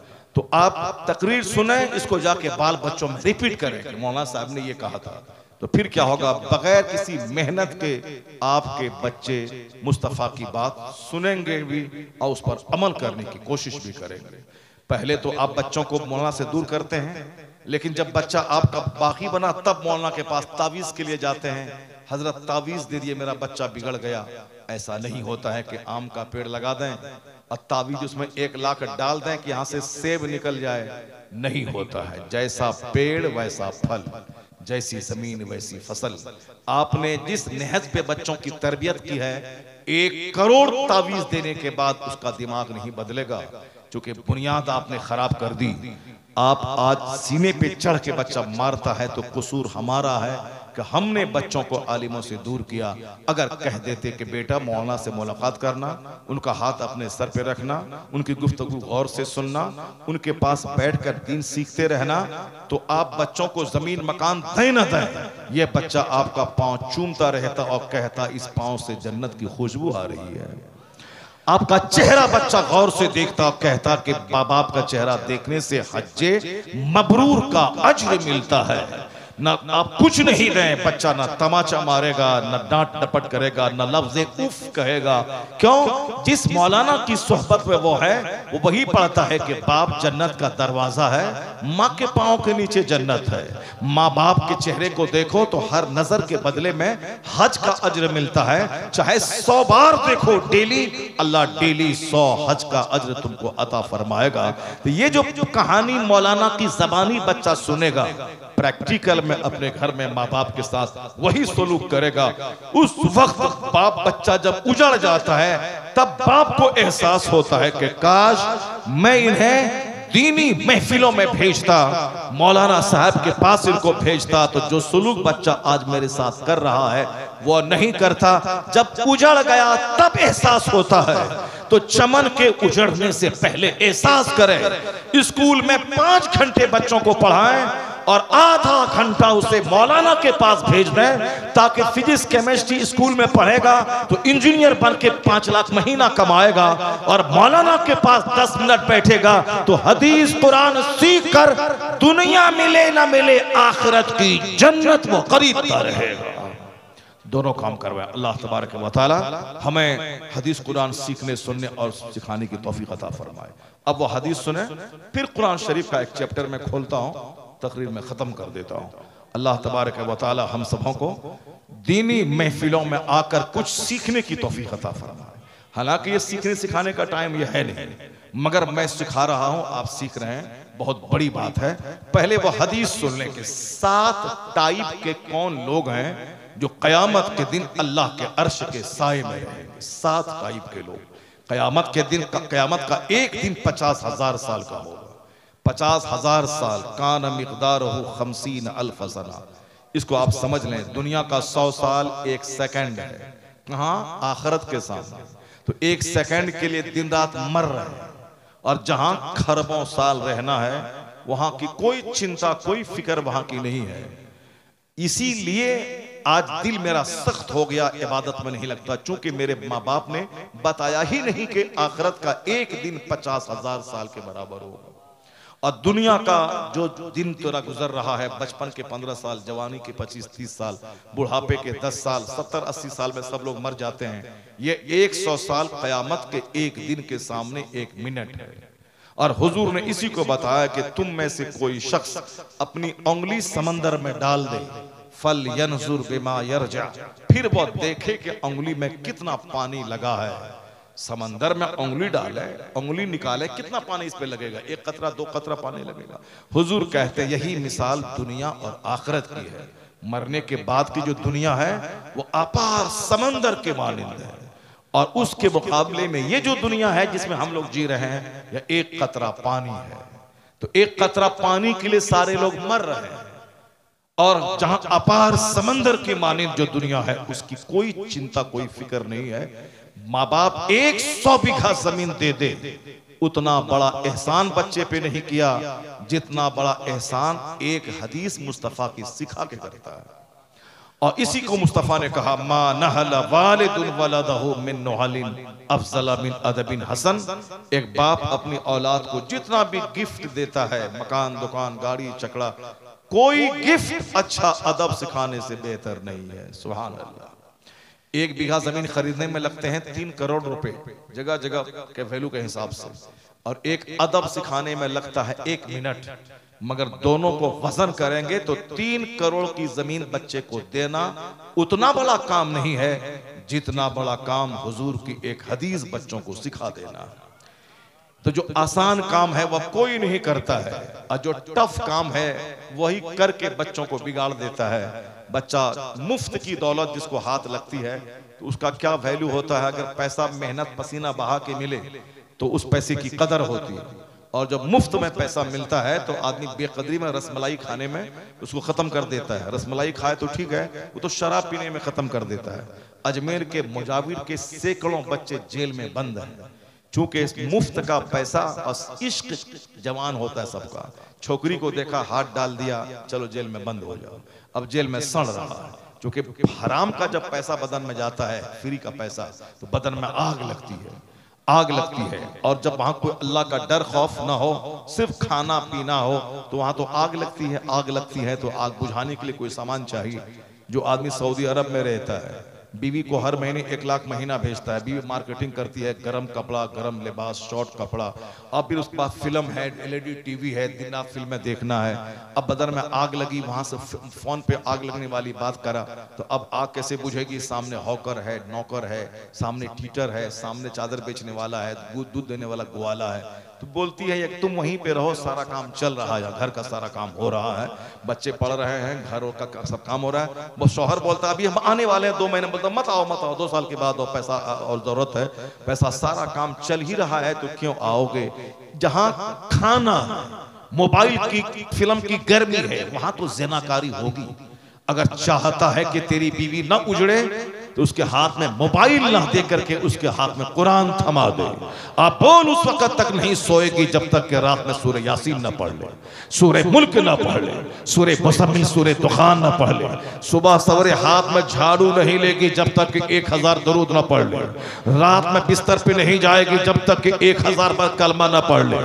और दिन में रोजाना बहार शरीयत का चैप्टर पढ़ना है। पैसा मेरा खर्च हो रहा है, नौकर मेरे हैं, जो पंपसा मकान मेरा है, सब कुछ मेरा है, मगर तेरी ड्यूटी यही है, फजर के बाद इतना दरूद, जोहर के बाद ये किताब, असर के बाद 1000 बार कलमा, मगरिब बाद सारी किताबें। तो फिर उसको कुरान और दरूद से फुर्सत ही नहीं मिलेगी कि दूसरों से इश्क लड़ाए। अगर ऐसा नहीं किया तो खाएगी, सोएगी, मोबाइल देखेगी तो क्या हाल होगा? वही हाल होगा कोई भांजे के साथ, कोई भतीजे के साथ, कोई हौकर के साथ, कोई नौकर के साथ। ज़िना से दुनिया भर गई। अगर इस ज़िना को रोकता है तो एक रास्ता है मुस्तफा की शरीयत और सुन्नत और पर्दा का। दुनिया उजड़ गई ज़िना, शराब, शबाब से। उसको एक रास्ता तरीका है रोकने का, कानून पर्दा, अल्लाह का खौफ, आखिरत का चर्चा। अगर ये पर्दा कानून का नाफिज अमेरिका में हो जाए, 90% ज़िना का खात्मा होगा, आबरूमंदा का माहौल पैदा हो जाएगा। इसके अलावा कोई रास्ता नहीं है। ये जो अच्छा खाना, अच्छा पहनना, अच्छा रहना, फिर माल देते रहना, वो तो माल से तो बदन में आग लगती है। मुफ्त का पैसा जहां मिला, अब बैठा बैठा जहां आदमी रहा, बस शराब और औरत, इसके अलावा कोई काम नहीं होता है। मालदारों के घर में ज़िनाकारियां हैं, गरीबों के मोहल्ले में ज़िनाकारियां हैं, इसलिए कि वहां कोई काम ही नहीं है। खाना है, इश्कबाजी करना है। और जिसको जन्नत पे नजर है, आखिरत पे नजर है, नमाज पे नजर है, जोहर पे नजर है, असर करना है, मगरिब पढ़नी है, इशा पढ़नी है, फजर पढ़नी है, और रोजा रखना है, रमजान का 1 महीना रोजा रखना है, हज करने जाना है, ज़कात देनी है, सदक़े फ़ितर निकालना है, कुर्बानी करनी है, गरीबों को देना है, मिस्किनों को देखना है, दरूद पढ़ना है, जिक्र करना है, उसका तो टाइम 100 साल ऐसा गुजर जाएगा कि पता ही नहीं चलेगा। और जो मसरूफियत में अपना टाइम गुजारे, उसके दिमाग में खुराफात नहीं आएगा। जो खाएगा, सोएगा, रिमोट लेके टीवी चलाएगा, उसको तो 80 साल का बुढ़ा वो ज़िना में पकड़ा ही जाएगा, और पकड़ा जा रहा है। इसलिए अगर चाहते हैं कि मेरा बदन नापाक ना हो, मेरी औलाद की सोच नापाक ना हो, बस उसको मुस्तफा का गुलाम बना दें। वक्त गुजर जाएगा, 100 साल पता ही नहीं चलेगा। ज़बान पे कलमा जारी होगा, मलकुल मौत आएगा, चला जाएगा। दुनिया हुई कामयाब। अब खरबों साल जन्नत में सिर्फ खाओ, ऐश करो, 70 बीवियां हैं, मस्तियां करो। सारी मस्तियां अल्लाह ने जन्नत में रखी है। दुनिया मस्ती की जगह नहीं है, दुनिया आखिरत की तैयारी की जगह है। गुनाहों से दामन बचा के जो नमाज रोजा करता रहा, जैसे मरा, जन्नत की सारी बहारें, सारी मस्तियां अता कर दी जाएंगी। यह दुनिया मस्ती की जगह नहीं है। दुनिया में रात है, दिन है, मौसम की खराबी है, ज़लज़ला है, मौत है, बीमारी है, परेशानी है। आज अरबपति है, कल सड़क छाप बन गए। आज नौकरी है, कल नौकरी से डिस्चार्ज हो गए। आज अरबपति हैं, दौलतमंद है, कल सारी जमीन बिक गई। दुनिया में नहीं है सच्चा सुकून, सच्चा चैन। हमारे पास घर मकान सब कुछ है, सामने वाला गरीब है, वो डेली रोता है, मुझको कोसता रहता है, हम मुझसे मेरी ग़ीबत करता रहता है, सुकून चैन नहीं मिलेगा। दुनिया में नहीं है सुकून। असल सुकून जन्नत में अल्लाह ने रखा है, जहां ना बीमारी है, न बुढ़ापा है, न बाल है, न बाल का सफेद होना है, न पसीने की बदबू है, न पेशाब है, न पखाना है, न नाक का नेटा है। वहां कुछ नहीं, यहाँ सिर्फ फल फ्रूट्स खाना है। और 70 बीवियां जो थूके तो समंदर का पानी मीठा हो जाए। अगर उन जुल्फ लहरा दे तो दुनिया के सारे लोग बेहोश हो जाए। सोने चांदी की ईंट से बना हुआ मकान है, हीरे जवाहरात की जमीन है, वहां मुश्क कस्तूरी की खुशबू है। सिर्फ कोई हसद जलन नहीं, सिर्फ सलाम ही सलाम है। कोई किसी को देख के चिढ़ने वाला नहीं है, और कोई बूढ़ा भी नहीं होगा, कोई मरेगा भी नहीं। सबकी उम्र 30 साल रहेगी, और डेली उनकी बीवी का चेहरा चांद की तरह चमकता रहेगा। डेली उसका हुस्न बढ़ेगा, इसकी जवानी बढ़ेगी। इसी तरह खरबों साल, महासंख्यों साल पाकीज़ा शराब है, शहद खालिस है, प्योर दूध है। तीनों नहरें हर मकान के नीचे से गुजर रही होंगी। जहां तक निगाह जाएगी वहां तक जन्नती का अपना घर है। ये सारी बातें अगर बच्चों को बता दें तो बच्चा दुनिया में जीना नहीं चाहेगा। वह बोलेगा जल्दी मरूं ताकि कब्र में मुस्तफा को देखूं, और जल्दी कयामत कायम हो जाए ताकि जन्नत में अपना घर देखूं। सुभान अल्लाह। मगर चूंकि हमने आखिरत की बात ही छोड़ दी करना, इसीलिए बच्चा सोचता है कि नौकरी मिल गई तो जैसे बहुत बड़ा हो गया। जैसे हिंदू लोग बोलता है आजकल अगर नौकरी मिल गई तो भगवान का दर्शन हो गया, यानी बहुत बड़ा काम हो गया। ये दुनियादार लोग जो खाने पीने पाखाना पेशाब करने के लिए पैदा हुए हैं, उसी के लिए नौकरी बहुत बड़ी चीज है।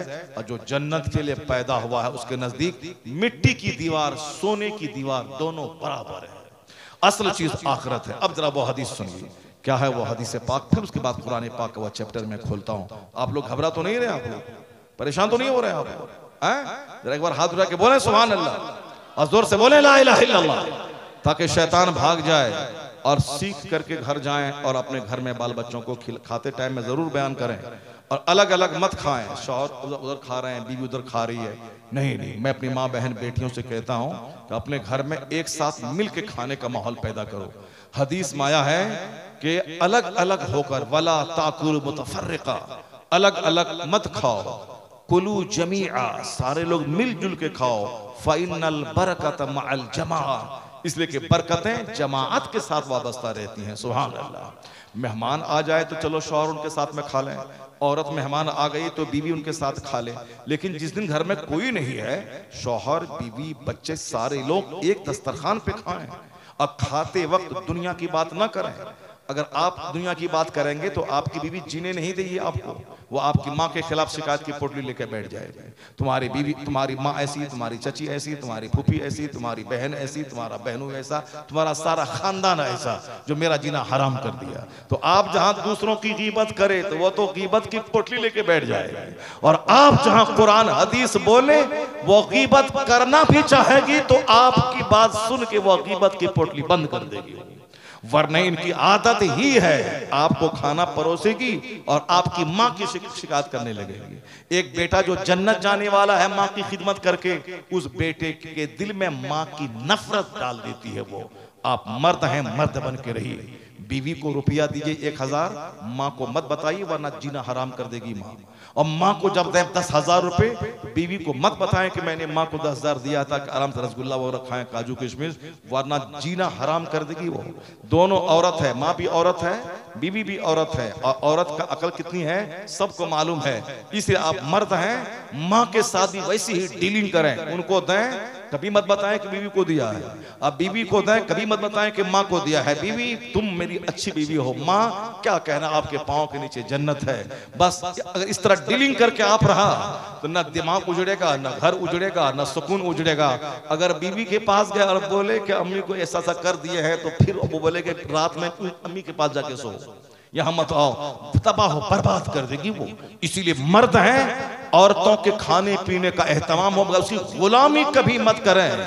हदीस में आया है जब तेरे सारे मामलात औरतों के हाथ में चली जाएं, यानी औरतें तेरी हाकिमा बन जाएं, उस वक्त में तेरा मर जाना जिंदा रहने से बेहतर है। वो उमूरुकुम इला निसाइकुम, जब तेरे मामलात औरतों के हाथ में चले जाएं, उस वक्त में जमीन का पेट यानी कब्र, जमीन की पीठ यानी ये दुनिया, इससे बेहतर है। फबतनुल अर्द खैरुम मिन ज़हरिहा, यानी जमीन का पेट जमीन की पीठ से तेरे लिए बेहतर है। बुरा हो बांग्लादेश का, 22 से लेके 25 करोड़ की आबादी है, दो ही औरत, कभी ये हारती है, कभी वो जीतती है, कभी वो जीतती है, कभी वो हारती है। ये 22-25 करोड़ जो लोग हैं, पता नहीं किस कैसे लोग हैं जो एक औरतों को अपना हाकिम तस्लीम कर लिया। हुजूर ने कहा है कि जब तेरा मालदार बखील हो जाए और जब तेरा काम औरतों के हाथ में चले जाए कि वो उनसे पूछ करके उनके मशवरे से उनको हाकिम बना लिया जाए, तो हुजूर ने कहा उस जमाने में तेरा मर जाना बेहतर है जिंदा रहने से। और जिहाद मर्द पे फर्ज है, औरतों पे नहीं। जुमा ईदैन की नमाज मर्दों पे फर्ज है, औरतों पे नहीं। नमाज़े पंजगाना पांच जमात मर्द पे वाजिब है, औरतों पे नहीं। इसलिए औरतें पर्दे में रहने की चीज है, पर्दे में रहें, घर को जन्नत बनाएं, शौहर का सारा गम दूर करें, अपनी कोख से मुजाहिद पैदा करें, आईएएस ऑफिसर सलाहुद्दीन अय्यूबी पैदा करें, ताकि मजहब की खिदमत भी हो, दिन की खिदमत भी हो। ये खाली चपड़ चपड़ करके गीबत की टुकड़ी लेके मत बैठ जाएं, इसको कंट्रोल आप करें, वरना आपके बच्चों को ये नकारा बना देगी, किसी लायक नहीं। वो तो इनको बताएं फिलिस्तीन की औरतों की कहानियां, 70 साल से बम गिर रहे हैं, हैं, मगर कोई औरत नहीं बोलती कि फिलिस्तीन छोड़ के उर्दून चले जाओ। नहीं, वो इसी इंतजार में रहती हैं। मरना तो है ही, मगर बाथरूम में मरने से बेहतर है शहादत की मौत मर जाना। एक्सीडेंट करने से बेहतर है अल्लाह के नाम पे गर्दन कटा देना। मौत जहां जाओगे साथ जाएगी, और सबसे आला दर्जे की मौत है कि अल्लाह के नाम पे गर्दन कट जाए। 70 साल से बम गिर रहे हैं, मगर फिर भी भागने का मशवरा औरत नहीं दे रही कि वहां फिलिस्तीन छोड़ के चली जाओ। वो इसी आस में जिंदा है कि आज नहीं तो कल मेरी नस्ल से कोई सलाहुद्दीन अय्यूबी जन्म लेगा, यहूदी को खदेड़ेगा, किबले अव्वल आजाद होगा, फिलिस्तीन की जमीन आजाद हो जाएगी। इसी इंतजार में 70 साल से हैं, और अब वह वक्त करीब आ रहा है। सारी दुनिया में इसराइल नंगा हो चुका है, जिसको एक धमक थी कि हमारी इंटेलिजेंस, हमारा मोसाद, हमारा हथियार, हमारी ताकत एक परिंदा पर नहीं मार सकता है। तुम्हारे मुल्क में 800 रॉकेट दाग दिए गए, कहां गई इंटेलिजेंस, कहां गई तेरी फौज, और कहां गई तेरी जहानत, कहां गई तेरी चाबुक दस्ती। दुनिया को पता चला कि चाहे कुफ्फार मुशरिकीन हजार चालाक बने, मगर मोमिनों के सामने उनकी सारी चालाकी जमीन में दफन हो जाती है। जिस दिन ये मुसलमान बदअमल है, वो तो तब तक तो यह जलील है, लेकिन जिस दिन यह जिहाद का जज्बा लेके सामने आया, नमाज, रोजे, हज, ज़कात, बुराइयों को मिटाना, नेकी फैलाना, जुल्म अत्याचार के खिलाफ जिहाद करना, जिस दिन यह क्वालिटी पैदा हुई, उस दिन दुनिया भी तुम्हारी है, उक़बा भी तुम्हारा है। कि मोहम्मद से वफा तूने तो हम तेरे हैं, ये जहां चीज है क्या लौहो कलम, ये लौहो कलम तेरे हैं। अब वो हदीस पाक सुनिए, जो हदीस पाक बच्चों को सुनाना है, सिखाना है।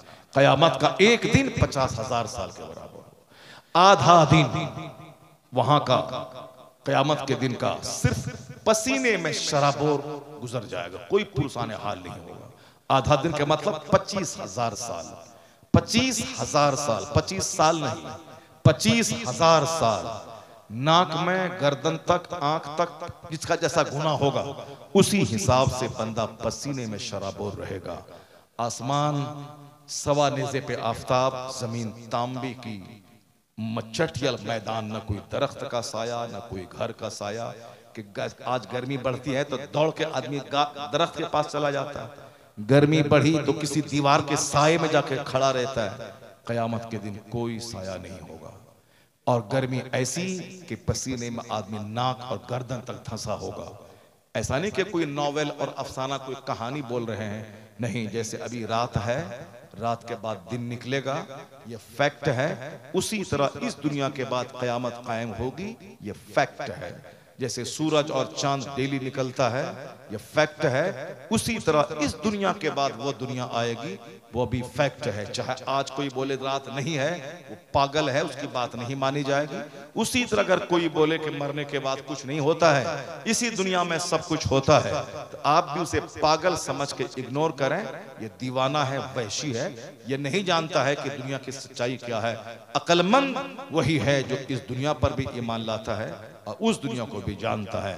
और आखिरत पर ईमान लाना मुसलमान होने के लिए जरूरी है। अगर कोई ये बोलता कि नहीं नहीं वहां कुछ नहीं, इसी दुनिया में जन्नत और जहन्नम है, यही सब मिल जाता है देखने के लिए, वहां क्या है नहीं है कौन जानता है, वो मुसलमान नहीं होगा।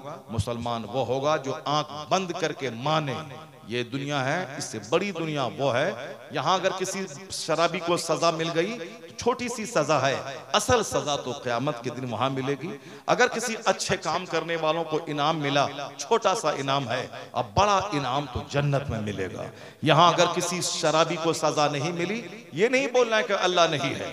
ये दुनिया काम की जगह है, बदले की जगह नहीं है। बदले की जगह है आखिरत। यहाँ सिर्फ काम, जैसे चाहो करो, शराब पियो, दूध पियो, जैसा काम करोगे वैसा बदला वहां मिलेगा। वो है मालिक यौमिद्दीन, रोजे जजा का मालिक अल्लाह है।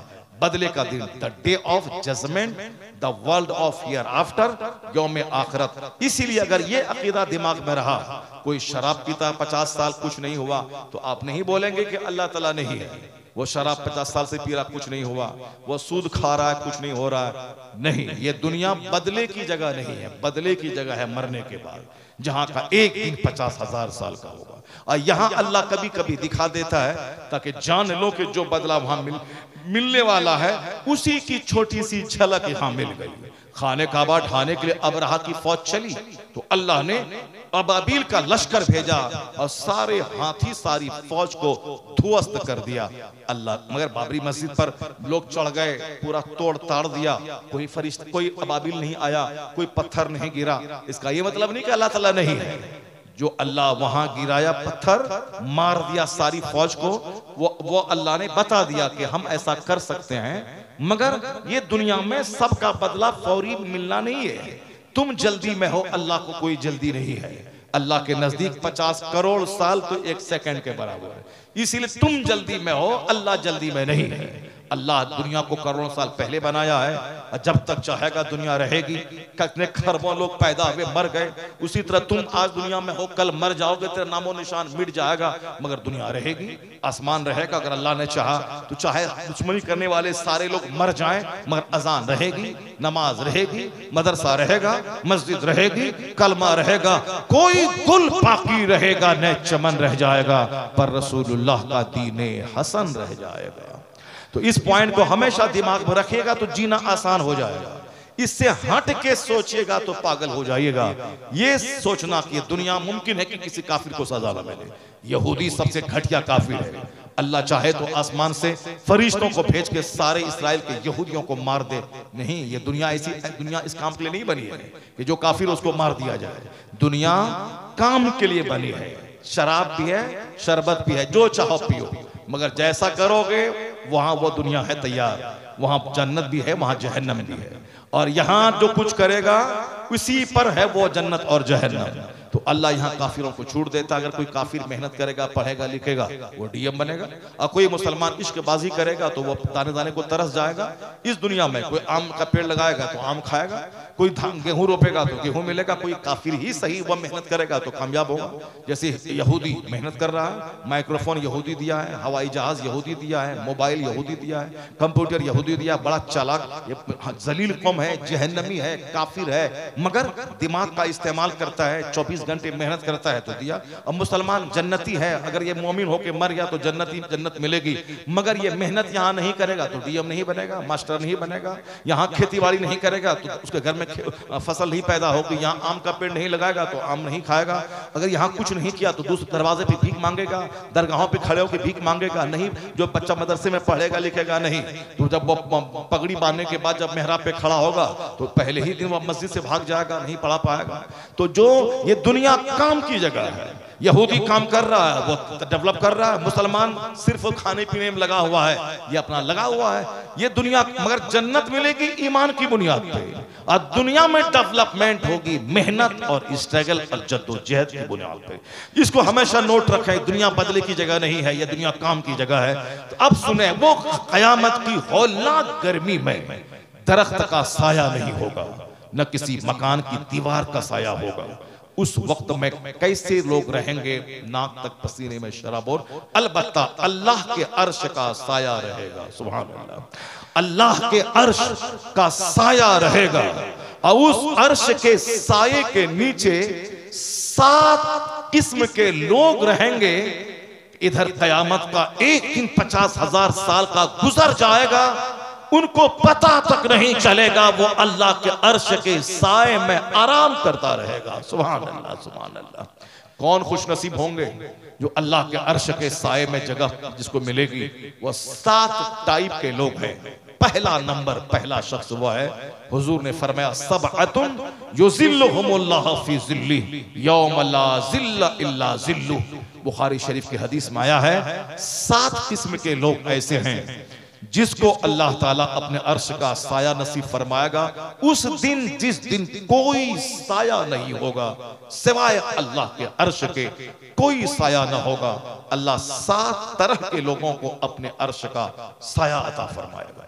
पहला नाम लिया हुजूर ने, मलिकुन आदिल, यानी अदल करने वाला बादशाह, जो बादशाह इंसाफ करने वाला, जो जुल्म नहीं करता, जो प्रजा का इस्तेहसाल नहीं करता हो, जो अदल इंसाफ करता हो, दूध का दूध, पानी का पानी फैसला करता हो, मुंह देख के फैसला ना करता हो। यह मेरा बेटा है, इसने गुनाह किया है, चलो बेटा है तो माफ कर दें। नहीं, बेटा और एक आम प्रजा दोनों में कोई फर्क ना करता हो। चाहे बीवी पांव पकड़ के रोए कि बेटा है छोड़ दीजिए इसको, शराब पिया है तो 80 दुर्रा मत मारिए, नहीं माना जाएगा। चाहे अपना बेटा हो चाहे आम प्रजा हो, अगर जिना किया है 100 कोड़े मारे जाएंगे। शादीशुदा है उसको बीच चौराहे पे खड़ा करके पत्थर मार के संसार किया जाएगा। अगर बेटा हो चोरी किया है उसके हाथ काटे जाएंगे। अगर शराब पिया है 80 तुर्रे मारे जाएंगे। बेशुमार कहानी भरी है। अहमदाबाद का अहमद शाह बादशाह, जिनका दामाद एक आम शहरी को मार दिया, जिसको मारा उसकी फैमिली के लोगों ने पैरवी की कि कहा कि नहीं हम लोग माफ करते हैं उनको फांसी की सजा ना मिले। मगर बादशाह ने कहा कि ये माफ इसीलिए कर रहा है, कहीं ना कहीं मेरी रिश्तेदारी काम कर रही है कि बादशाह का दामाद है, इसीलिए इसको खून बहा लेके माफ कर दिया जाए। बादशाह ने कहा कि ऐसा अगर हुआ तो हमारे जो करीबी रिश्तेदार हैं उसका जुल्म बढ़ जाएगा, वह ढेठ और दिलेर हो जाएंगे, वह जुल्म करेंगे। मेरी बेटी बेवा हो जाए कोई नहीं, मगर इनको सजा मिलनी चाहिए ताकि दुनिया में जुल्म सर न उठा सके और कोई किसी के खून को सस्ता समझ न सके।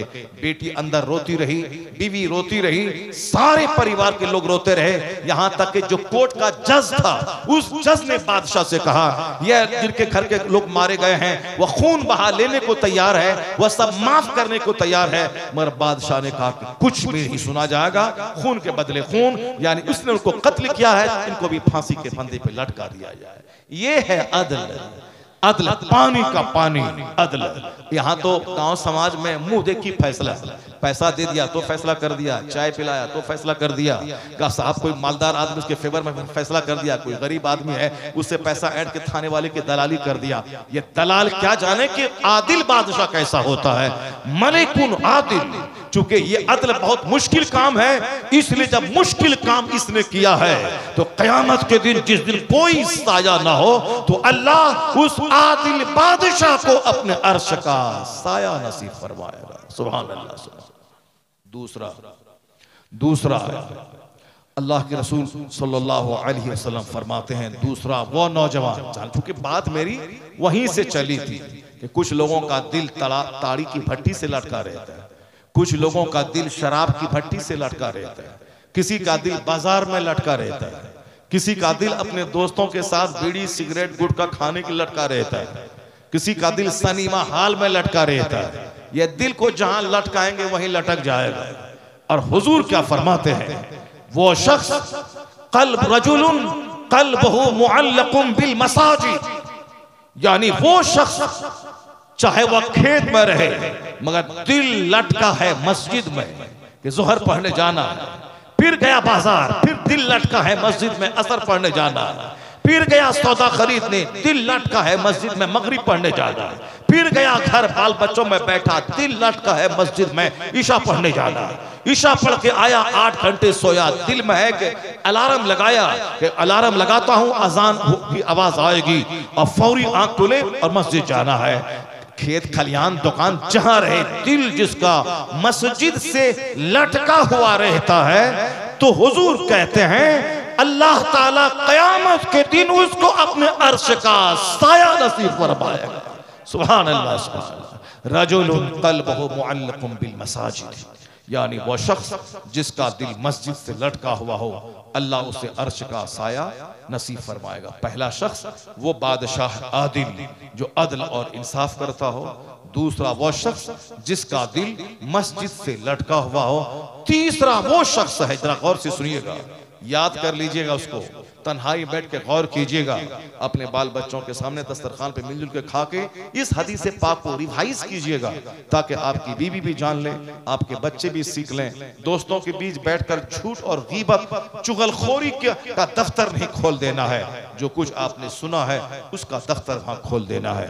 आका फरमाते हैं कि रजुल दाअत हो इमरातुन ज़ातु हस्बियों व जमाल, यानी एक ऐसा शख्स जिसको ऊंचे खानदान की खूबसूरत औरत, ऊंचे खानदान की, वो घटिया औरत नहीं, जो लिपस्टिक लगा के, पाउडर, फेयर एंड लवली लगा के, चटक मटक कपड़ा पहन के, सज धज के कोठे से बाहर बैठी रहती है ताकि ग्राहक आए, वो तो पाखाने की कीड़े की तरह वो गलीज है, वो जो सिर्फ लिपस्टिक और सज धज के बैठी है ताकि कोई चेहरा देखे और ग्राहक आ जाए, वरना अंदर से उसका जिस्म बीमार, अंदर से वो तमाम औसाफ से खाली, और मुमकिन हो कोई उसके पास जाए, उसको एड्स की बीमारी हो और ये बीमारी उसकी बीवी को लग जाए, उसके बच्चों को लग जाए, सारा खानदान तबाही की नजर हो जाए। और इस तरह के किस्से आमतौर पर देखने को मिलते हैं। जो भी तवाइफ के कोठे पे जाने का आदी हुआ, उनकी बीवी एड्स की मरीजा हुई, जो भी उनके बर्तन में खाया उसको वो मर्ज हो गया, जिससे वो मुसाफा किया उसको वो मर्ज हो गया।